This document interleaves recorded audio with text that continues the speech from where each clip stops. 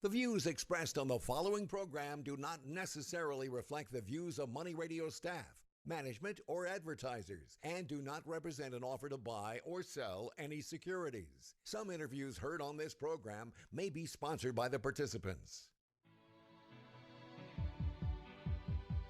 It's time for Health Futures with Cypress Home Care Solutions, Bob Roth. This is Arizona's only show dedicated to providing you with expert advice on how to live a longer, healthier, and happier life. To learn more, call 602-264-8009. That's 602-264-8009. Now, here's your host, Bob Roth. Here's Taking Stock in You. I'm your host, Bob Roth. And it must be Friday. And indeed it is. It is Friday, January 14th, and we're rolling right into 2022. It's hard to believe that we're still dealing with this pandemic, and by God's graces, we'll be through this Omicron very shortly. The data that we're getting from South Africa and other areas is that it moves fast. And it leaves fast. So hopefully it will do the same, not only for the great state of Arizona, but for the entire country of the United States. So if this is your first time tuning into our show is about how our older adult population can live a healthier, happier life. How do they do that? They do that by listening to this show right here. Listening to this show, and not so much listening to me, but listening to these incredible guests that I bring to the show. And today is no different. Today, I'm really, really proud to have in the studio with me, I got Louis Silverman. He's an attorney and founder of Silverman Law Offices. They do estate planning and administration law services. Welcome to the show, Lou. Thank you very much. It's good to have you here. And, you know, we have had others that do the same practice, and we can't talk about this enough, about planning. You know, that old adage, if you fail to plan, then you plan to fail, is so adequate when you describe people's estates. So many people want to wait, and a lot of times they wait and they never do it. And here it is, a new year. A lot of people have got new resolves. And Lou, you've been doing this for some time, and I'm sure you're probably telling people, and you will on my show here today, it's time. It's time to have this conversation and time to sit down and memorialize your wishes. That's absolutely correct. I'm sure we'll be getting that mantra out quite a bit today. Yes. I think it's also time not only to put it on paper, but to have conversations. I'm a real advocate that you shouldn't mystify your estate planning, meaning keep it a secret, because eventually, we're all headed down the same highway, and if you mystify it and you're gone suddenly, you're leaving a mess because, you know, you've never really had a conversation about what your wishes are and where you keep things. I mean, people go through the home of somebody who's passed away looking under mattresses and, you know, carpet and everywhere else because they never have had conversations. So true. So true. It's hard to believe that this year is 20 years since I lost my mom. And, you know, my mother had her affairs in order. But the one thing I didn't know were some of the belongings that I went through. I found a lot of pictures where I didn't know who some of these people were. And, you know, I wish I had sat down with her and maybe, had her write the names of some of these people and the relationships. But, you know, now those things are gone. Yeah, I got to... When my dad passed away, it's 25 years ago, a little further back than your mom.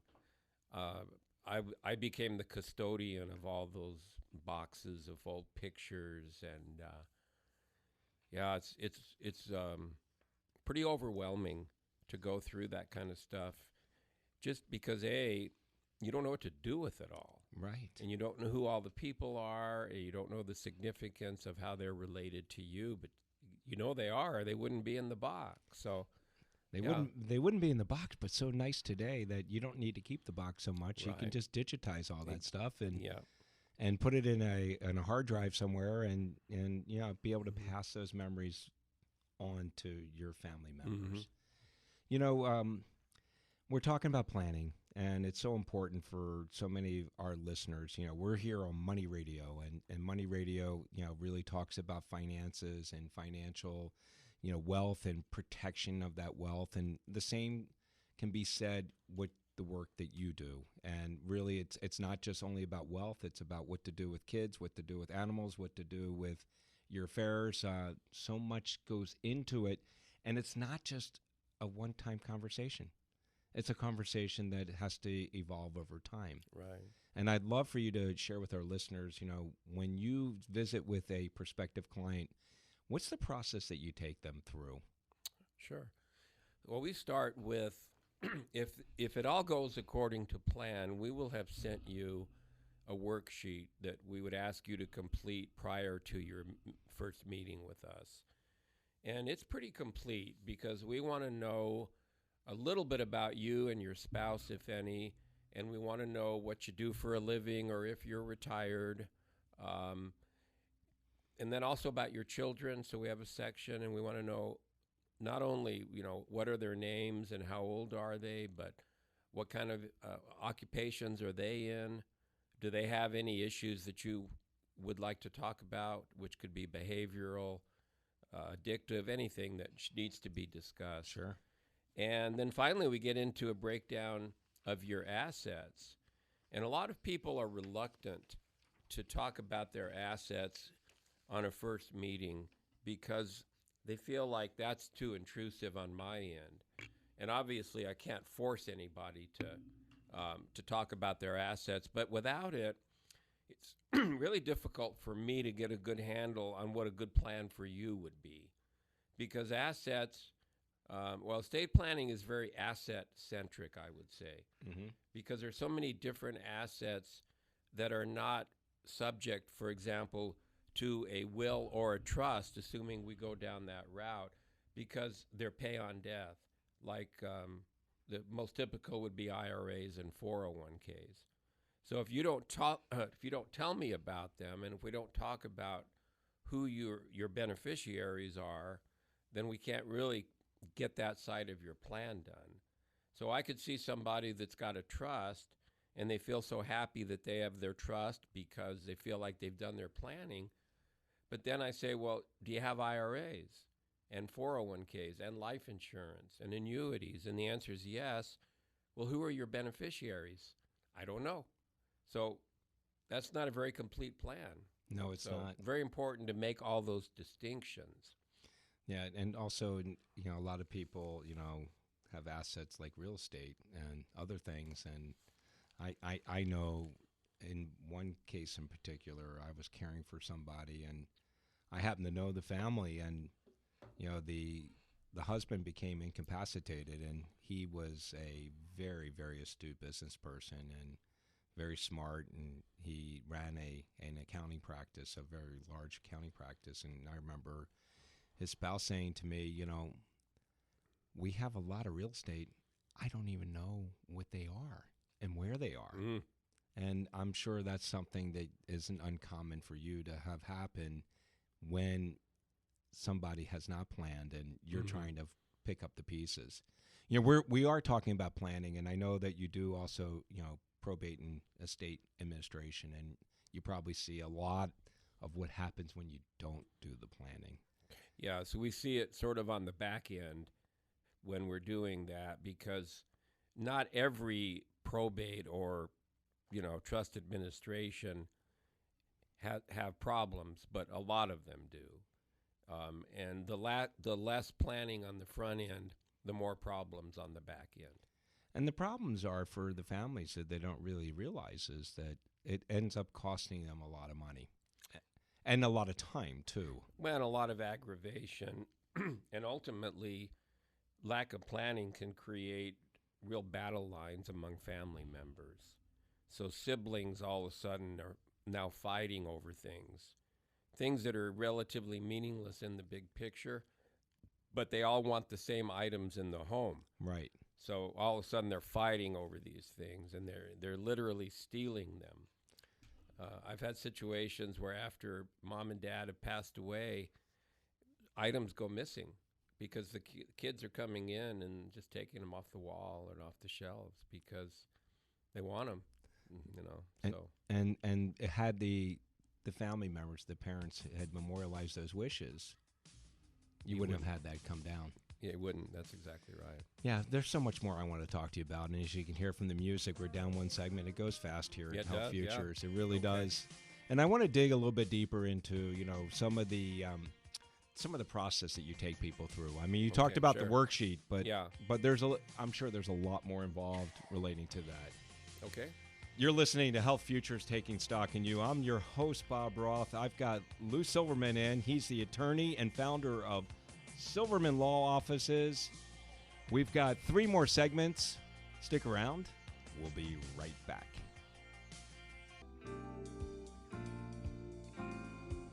Now back to Health Futures, taking stock in you. If you have questions about your own or your loved one's future health care, call 602-264-8009. Now, here's your host, Cypress Home Care Solutions, Bob Roth. Welcome back. You're listening to Health Futures Taking Stock in You. I'm your host, Bob Roth, and if just tuning in, we're in our second segment here. I've got Lou Silverman. He is the founder of Silverman Law Offices. They do estate planning and administration law services. If you missed that first segment, go up to our website at cypresshomecare.com. Click on the media button. Third button down is radio show.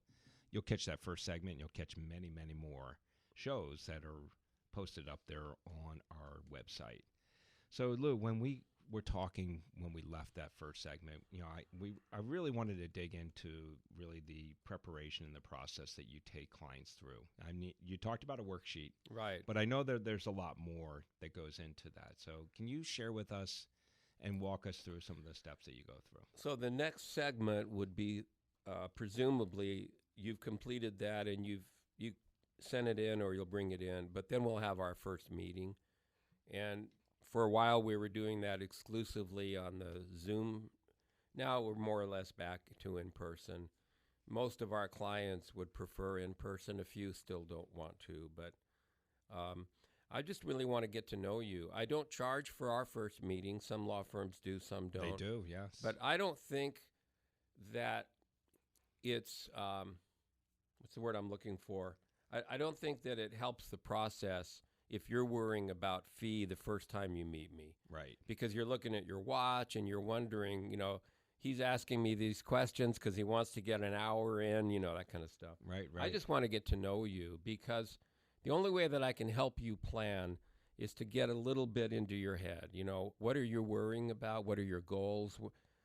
Is it important for you that your children inherit in a way that protects them from divorce, for example?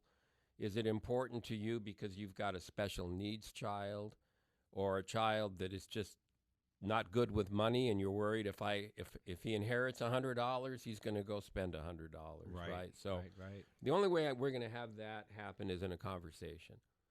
And so once we've had that conversation, and I'm also illustrating to you through some charting that, I've done.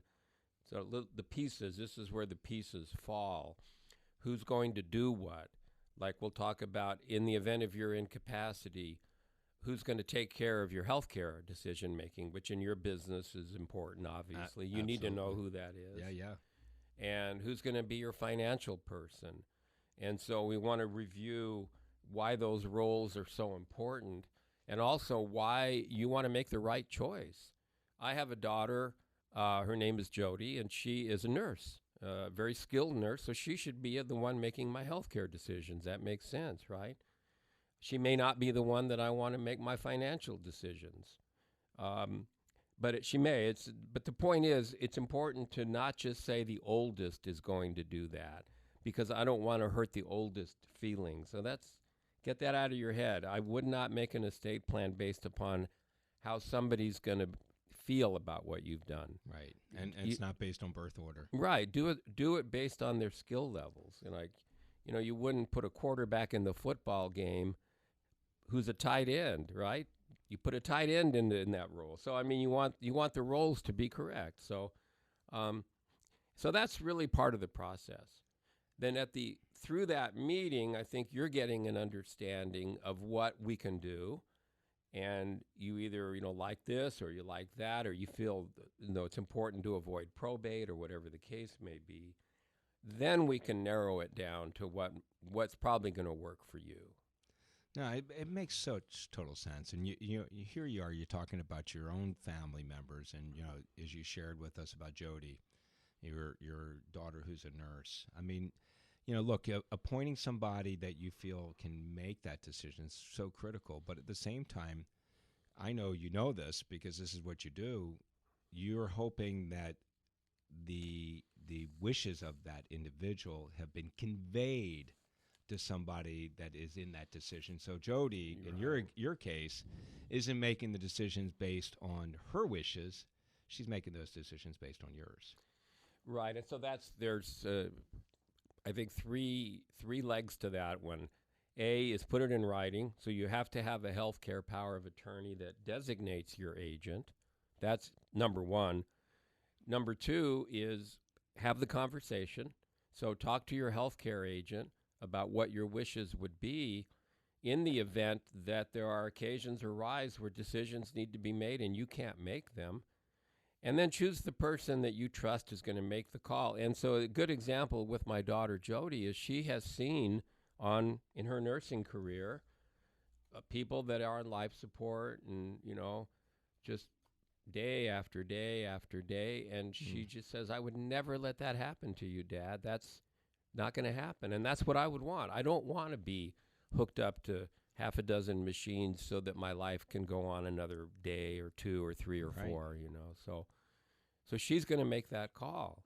Absolutely. My other daughter doesn't have that background to make that call. So that's why it's so important to choose the right people for the jobs. No doubt. And making sure that, like you said, that the stuff is written down and it is in writing. And, you talked about a healthcare power of attorney, and, our state is very unique in the sense that we do have a mental health care power of attorney too. And can you elaborate a little bit more on that and why it's important to have that? Sure. So we have two different statutes. The healthcare power of attorney addresses your typical healthcare issues that are more physical health care. And then we have a separate mental health care power of attorney statute. And so that allows you to choose an agent who can make mental health care decision making and, more importantly, get mental health care treatment for you. And the key that the mental health care power of attorney also allows, if you allow your agent to do so there's a special section that you're going to have to approve, giving your agent the power to have you admitted to an emergency psychiatric facility. Used to be known as a level 1, now they're called 24-hour-a-day. But the bottom line is you can't get admitted into those by your agent unless you've given your agent advance consent in writing. Otherwise, they have to go to court. Right. So your agent is having to file an emergency petition to get the court to admit you to these kind of 24-hour facilities. So mental health care power avoids the need to do that. Without a doubt. And you're talking about behaviors, and, a lot of those behaviors, for seniors are really relating to, the onslaught of dementia and Alzheimer's. And, and I think that's such an important thing that people overlook, the importance of having that when someone's lost capacity.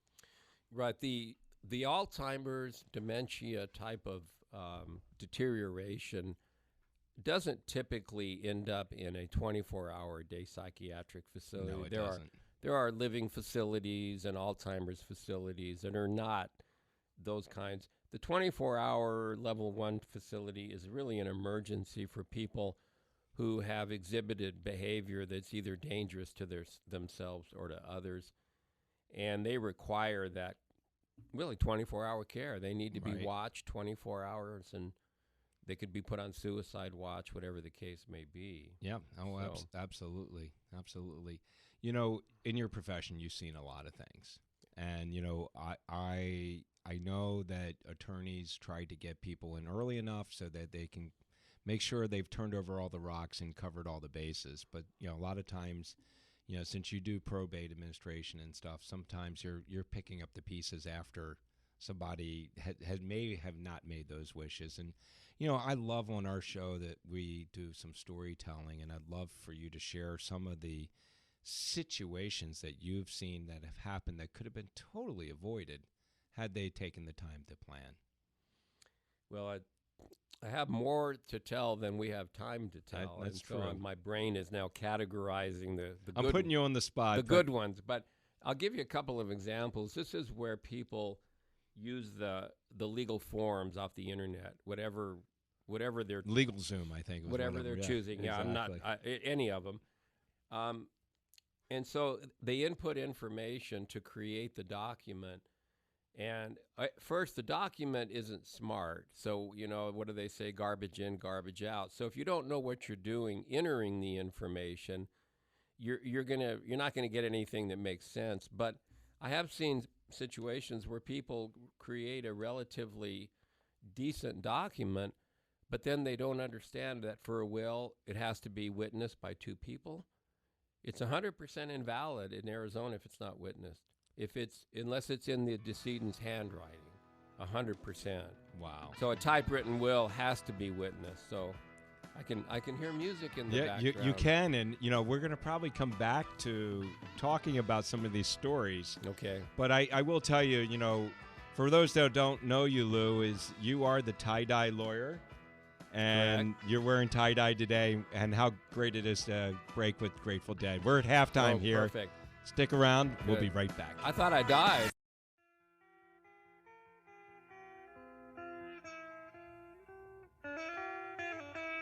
Now back to Health Futures, taking stock in you. If you have questions about your own or your loved one's future health care, call 602-264-8009.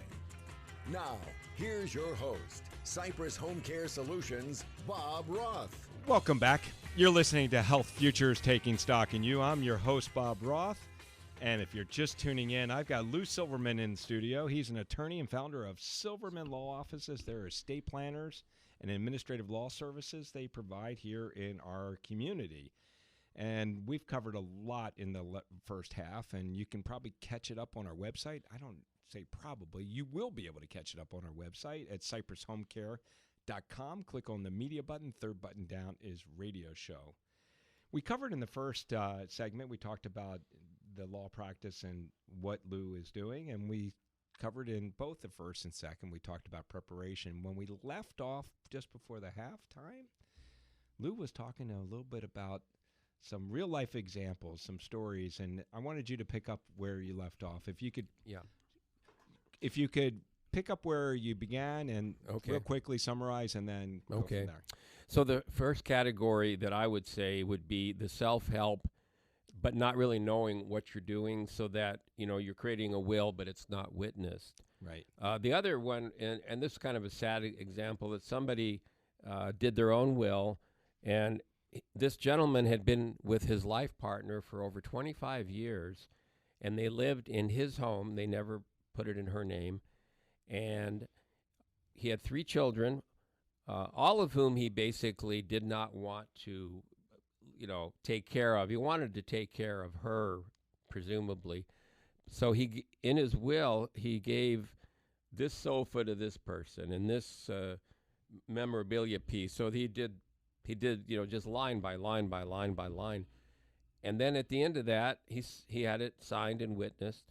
And so what it missed was what's called a residuary clause, meaning I give the rest and residue of my estate to my girlfriend, which would have included the house. Right. But because he didn't include that, she wasn't left anything, including the house, which means that for that he died intestate. What that means is that for whatever the will didn't cover, which was his house and bank accounts, because they were not mentioned, they went to his children automatically because they were his heirs. She had no legal connection to him.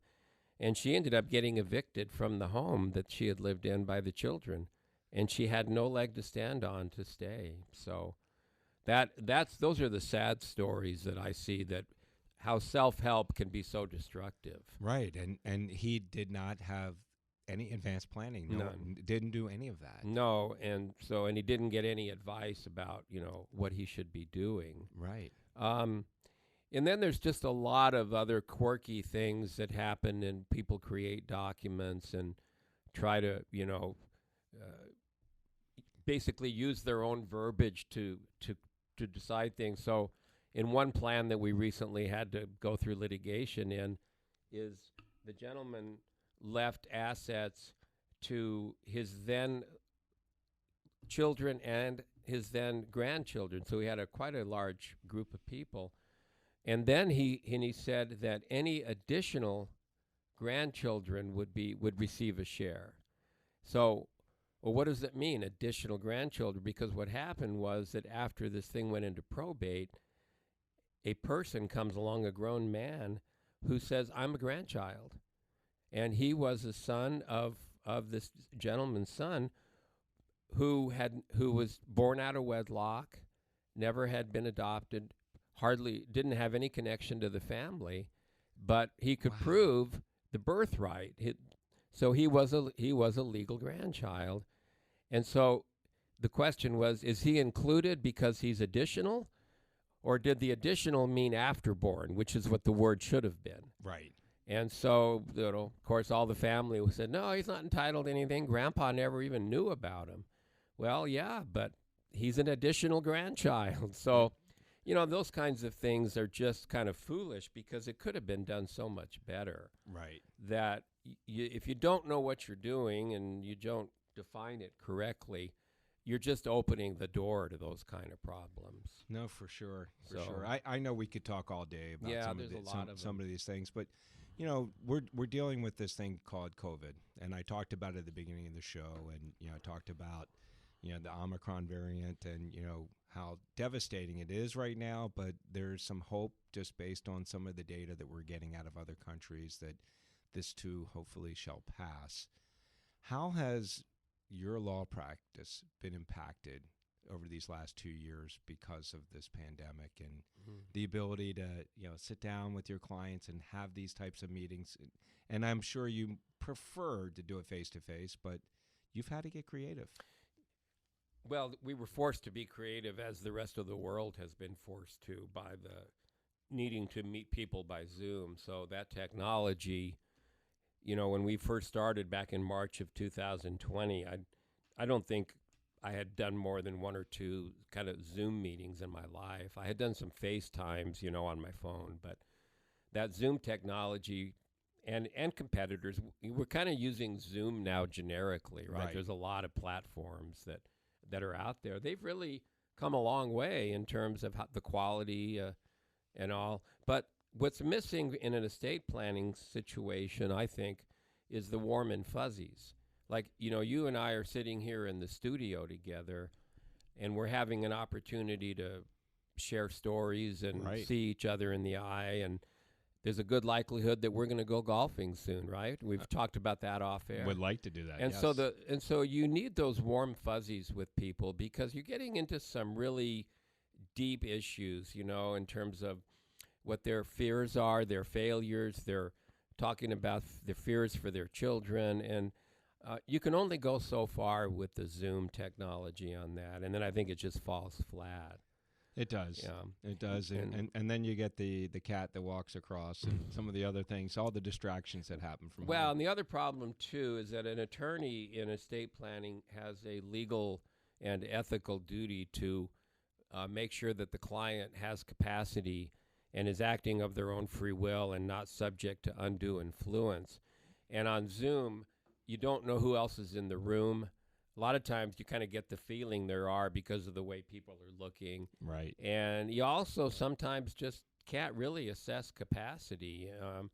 You can't have the conversation sometimes that lead you to wonder, does this person have capacity? Are there issues that I should be looking at? Sure. And so that's been in the legal industry since the pandemic an ongoing concern about, are we helping people and ignoring the fact that maybe they don't have the capacity to be doing what they're doing, or we're not really understanding what they want, because we're just not really able to explore it as well. Well, I get that, and that's why in person makes so much sense, and Mhm. hopefully we get right back to that. So I'm going to flip over to the judicial system and what Mhm. that's been like over the last 2 years. How many times have you been to the courthouse since March of 2020, and how much are you Mhm. doing now utilizing technology, whether it be via the phone or Yeah. using Zoom? Well, I literally can say that I have not stepped foot into a courthouse since March of 2020. They immediately went to the virtual platform. And they built that beautiful one that's Yeah. downtown, right? That Well, they have beautiful, yeah, that mm, doesn't get used very much. I well, it imagine. gets used by the personnel. Now they have returned to jury trials, and so they're not completely, but in my practice in probate hearings are generally shorter hearings. Mm-hmm. They're more focused. Is a will valid or not? Is a personal representative should be removed or not? Things like that. And those are subject to shorter hearings, and they're all on the Zoom now. I've only had one trial on Zoom, which was a true trial where I was actually cross-examining witnesses on Zoom. Um, it was my first time, and it probably wasn't my best effort, but it's tough. I mean, Yeah. you're not having the documents that you can hold in front of them, and you're not really getting the ambience of true cross examination. Sure. But it's the way it's been done. So Well, I always felt like attorneys were kind of, um, y- actors, or they wanted to be thespians because when you do get in a jury yeah, trial, true. you have to. It's showtime, and Right. you need to be you need to be right on key. Right. I know we're listening to music again here. So, We got a few seconds, but I did before my transition into the estate planning life. I did civil law, and I had about actually 20 jury trials over those years. So I've been in both arenas, so I know what that's like. the man in the arena, Yeah. Lou Silverman. You're listening to Health Futures Taking Stock, and you got a little Marshall Tucker taking us out here in the third segment. There you go. Lou has an incredible practice, estate planning and administrative law services. We're down 3. We got one more to go. Stick around. We'll be right back. Now back to Health Futures, taking stock in you. If you have questions about your own or your loved one's future health care, call 602-264-8009. Now, here's your host, Cypress Home Care Solutions, Bob Roth. Welcome back. You're listening to Health Futures Taking Stock in You. And if you're just tuning in, we're in our 4th segment. I'm proud to have in the studio with me Lou Silverman. He's an attorney and founder of the Silverman Law Offices, their estate planning and administrative law services. And if you missed the first 3 segments, go up to our website at cypresshomecare.com. Click on the media button. 3rd button down is radio show, and you can catch this show and many, many more. So when we left off, we were talking, Lou, about what life was like in this pandemic, and you've had to utilize technology, and certainly we're going to get through to the other end of this, and you'll be back to meeting regularly with people in person. And I've had attorneys that I've talked to that said, some of the hearings, we prefer doing them in Zoom because it's convenient for us and it saves our clients money. We don't have to charge them for taking the trip down there and taking the trip back because, look, we're mindful of making it more affordable for our clients, and that's unnecessary cost for us to charge them for that drive time. Yeah, I totally agree. I've surprisingly think that the Zoom technology for the various probate hearings has worked well. Other than a true trial where you're cross-examining people, as I mentioned, but I mean, just most of the probate hearings are usually short. A lot of them are management hearings, so the court isn't going to decide anything. They're going to schedule, when you're going to go to trial and when you need to finish your discovery and all that kind of stuff. You don't need to be in a courtroom to do that. And I think the court personnel like it a lot better, too. Sure. Because, again, it's quick. And one of the commissioners I saw underneath his robe, he had a golf shirt on. I could see, he didn't have to dress up for court that day. Right. So Right. Yeah. And I know this about our legal system, and maybe it's changed over the years, but lots of judges, I mean, are juggling maybe as many as 1,000 cases at the same time, and if you can make it more efficient for them, Mm-hmm. they can, it'll make it much easier for them. They become more involved and more knowledgeable about the case. I can't imagine being a judge today and managing all those cases at the same time. Yeah, I don't know. I'm not a judge, so I couldn't tell you. But I think for the most part, they do a pretty good job. Again, it's hard for me to compare because the probate world and the civil world are really different worlds. The issues are much different. There's jury trials in civil world. We don't have jury trials in the probate law. We have commissioners that are handling the probate calendars, and there is a distinction. Commissioners are not judges. They handle the shorter calendars, usually the up to 4 hour kind of hearings and things like that. So, but I'd say it's worked so far. I think even when we're back to more of the world as we remember it, only 2 years ago. Right. I think the virtual hearings will stay. I think they're efficient for the most part. No, I tend to agree with you, and I will tell you I've had a lot of doctors and people in the practice of healthcare, and they're able to do so much more being able to do it via Zoom or FaceTime. I mean, I've had doctors say, look, I get a chance to spend more time with my patients, and the patients are able to show me where they live, and I get to kind of get inside their home and hey, let me show you my cat, let me show you my dog, and I get to see how they live, and I can't do that when I'm visiting them within an exam room. Yeah, I haven't done the telemed myself. I don't know whether it's something I haven't looked into, or I've been pretty lucky and I haven't needed, to see the doctor very much. I did have COVID, though, back in June of 20, about 3 months after the explosion of COVID, and it was rough. It was 3 weeks of not feeling very well, but the doctors don't want to see you when you have COVID. No, they don't. And there's really not much they're going to do for you anyway. So, how bad was it? Was it the worst that you ever had? It's the worst that I've ever felt in my life in terms of just total lethargy, hard to get out of bed, some breathing problems. I had to get a home oxygen machine that, helped me through a few days. Sure. And again, having my daughter as a nurse was just helpful because she had me on a rotation of ibuprofen and Tylenol so that I was keeping my fever down, and bringing me food and bringing me Gatorades to drink. So I consider that she was a lifesaver. She says, "Dad, I didn't save your life," but I said, "I think you did." So we'll leave it at that. There you go. Anything lingering? I can't smell.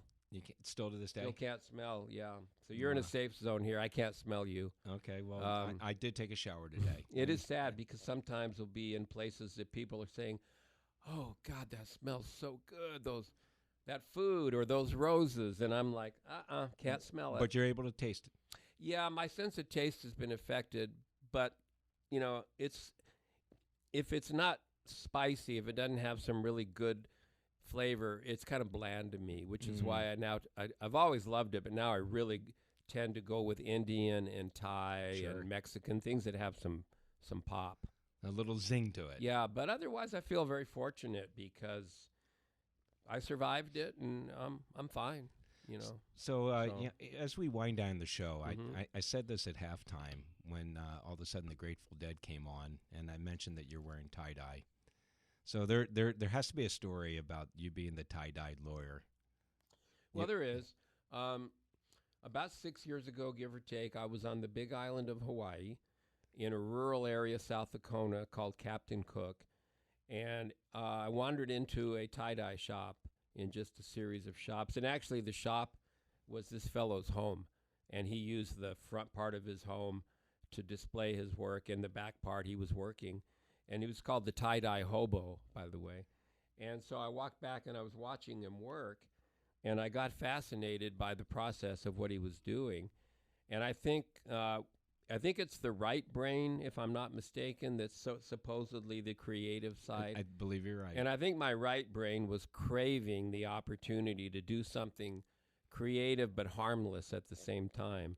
And so I came home and started buying kits, and the next thing you know, I'm buying $300 worth of commercial dyes and watching YouTube videos and setting up a studio. And eventually it just became just sort of my weekend, hobby. Started selling things at the local markets, and well, that's how it happened. Well, it looks sharp. And I'm trying to get better at my trade, so that I'm improving with technique. Well, tell our listeners if they go up to our website sometime next week, they'll see our show together because there'll be a YouTube that accompanies it, and they can see how sharp you look. Oh, good. Thank you. And, Lou came into the studio wearing a sweatshirt that was tie-dyed, and then he disrobed or didn't say disrobe, but he took off his sweatshirt, and he's wearing a golf shirt that is really looking sharp. Well, Lou Silverman, I can't thank you enough for joining me here on Health Futures. I look forward to getting out there on the golf course with you and love to do that. And I love the work that you do. You're saving a lot of headaches and challenges that people are faced with when they don't do that planning. Well, I hope that people will get the message and do the planning. So for our listeners, silvermanlawpc.com, or if you want to call his offices, you want to go to 480-491-3216. Thank you for listening to Health Futures. Make it a great day. Have a great weekend. We'll be back next Friday.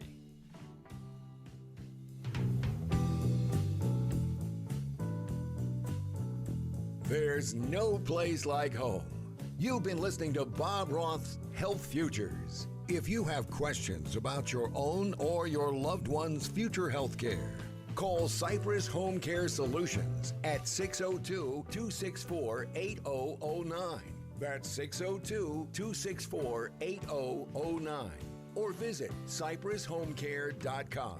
Be sure to join Health Futures with Bob Roth every Friday at noon, right here on Money Radio 1510 and 105.3 FM.